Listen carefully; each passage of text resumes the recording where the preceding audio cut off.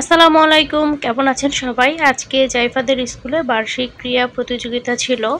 তো জাইফা যেমন খুশি তেমন সাজতে বউ সেজেছে। তো আলহামদুলিল্লাহ জাইফা দ্বিতীয় স্থান অধিকার করেছে, যেমন খুশি তেমন সাজতে। খেলায় ও ফার্স্ট হতে পারেনি। জলে ডাকা খেলা দিয়েছিল জাইফা, জলে ডাকা খেলায় ও পঞ্চম হয়েছে। তো অনেক কান্না করছিল মেয়ে।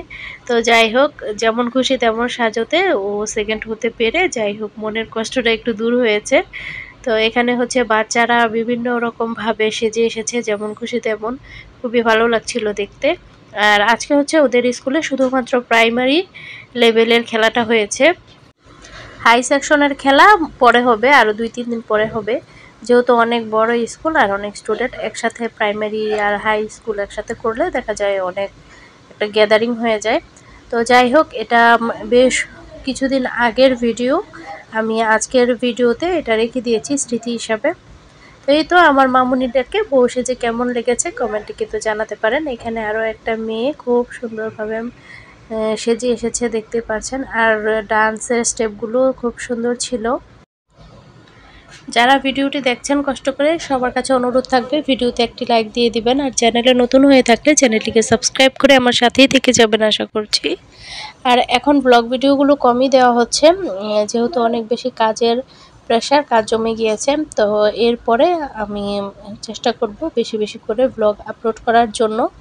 তো এখন হচ্ছে পরে এটা হচ্ছে অন্য আরেক দিন, সেদিন আর ভিডিও করা হয়নি। সেদিন সারাদিন স্কুলেই আমরা ছিলাম, সেজন্যে আর ভিডিও অন করা হয় নাই।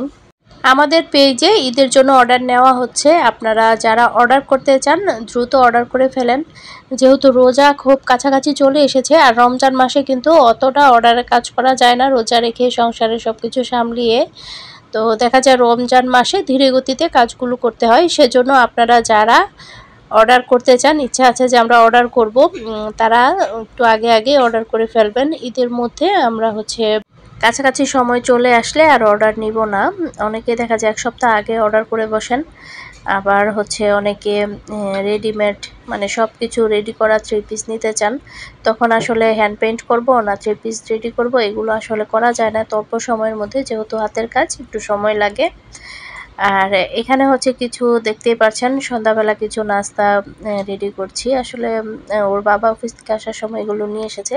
তো এখন হচ্ছে আমরা এই নাস্তাগুলো খাবো। যদিও বাহিরের খাবার খাওয়া একদমই আনহেলদি, তারপরেও মাঝে মাঝে বাহিরের খাবার খেতে কিন্তু বেশি ভালোই লাগে। আর আমি হচ্ছে যখন অর্ডারের কাজ করি বেশি পরিমাণে, একদমই সময় থাকে না, ওই সময় হচ্ছে সন্ধ্যার নাস্তা বানাই না, দেখা যায় কিনেই খাওয়া হয়। আর একা হাতে আর কতই বা করা যায়। তো আজকে হচ্ছে অনেকগুলো পার্সেল রেডি করতে হবে। আলহামদুলিল্লাহ অনেকগুলো পার্সেল রেডি করব। প্রথমে আমার অনেক কাজ আছে, সেগুলো সেরে নেব, রান্না বান্না, তারপর ঘরটর গুছানো, এগুলো করে তারপরে ঘুমাতে যাওয়ার আগে পার্সেলগুলো আমি রেডি করব। দেখা যায় যখন অনেকগুলো পার্সেল একসাথে রেডি করতে হয়, তখন আমি আর আমার হাজব্যান্ড দুজন মিলে একসাথে করি, তাহলে কাজটা দেখা যায় তাড়াতাড়ি হয়। আর গল্পে গল্পে কাজটা করলে দেখা যায় তখন আর বোরিং লাগে না বা বিরক্তিও আসে না যে কোনো কাজেই। তো এখানে হচ্ছে আমি ডাইনিং টেবিলটা গুছিয়ে নিলাম। আর এর মধ্যে হচ্ছে আমি আমার হাজব্যান্ডকে লাঞ্চ দিব, সেটা রেডি করে নিয়েছি। আর সকালের নাস্তার জন্য এখানে আমি একটা ভাজি করছি, দেখতে পাচ্ছেন। এটা রাতেই করে রাখছি। কিছু কাজ রাতের বেলা আমি সবসময় গুছিয়ে রাখি, তাহলে পরের দিনটা অনেক বেশি টেনশন মুক্ত থাকা যায়। যেহেতু বাচ্চাদের স্কুলে দিনের অনেকটা সময় কাটে, আমার বিজনেসটাও আমাকে সামলাতে হচ্ছে, অর্ডারের কাজগুলো করতে হচ্ছে। তো কিছু কাজ যদি আগে থেকে না গুছিয়ে রাখি, তাহলে কোনোভাবেই কিন্তু সব কিছু মেনটেন করা সম্ভব হয় না। আর এত ব্যস্ততার মাঝেও অল্প অল্প করে ভিডিও শ্যুট করে আপনাদের সাথে আমি শেয়ার করার চেষ্টা করি। তো আপনারা কষ্ট করে ভিডিওতে একটি লাইক দিয়ে দিবেন। আপনারা যদি একটা লাইক দেন, তাহলে কিন্তু আমরা অনেক বেশি উৎসাহ পাই কাজ করার জন্য। সারাদিনের থেকে রাতের বেলা আমার কাজের পরিমাণ বেশি থাকে। তো দুপুরে রান্না, আবার সকালের জন্য নাস্তা বানানো, সব কিছু করা অনেকটাই প্রেশার পড়ে যায়। কিছুই করার নাই, দেখা যায় সব কিছু গোছগাছ করে রাখতে হলে একটু পরিশ্রম করতে হয়। আর এখানে হচ্ছে আমি এখন রুটিগুলো দেখতে পাচ্ছেন, আটার যেই পলিথিনগুলো আছে সেগুলো দিয়ে হচ্ছে আমি রুটিগুলো একটা একটা করে রেখে দিচ্ছি।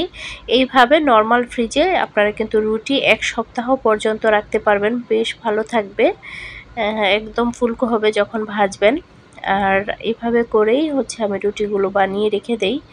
এতে করে আপনার কিন্তু সময়টা অনেকটাই বেঁচে যাবে। আর একটু বুদ্ধি খাটিয়ে কাজ করলে কিন্তু সংসারের অনেক কাজগুলো করে তারপরে আবার এক্সট্রা অনেকটা সময় কিন্তু বের করে নেওয়া যায় নিজের শখের কাজগুলো করার জন্য। তো এখানে হচ্ছে আমি সবগুলো রুটি এখন রেখে দিচ্ছি, একটু বেশি করে বানানো হয়েছে যেন 2 দিনের মতো চলে যায়।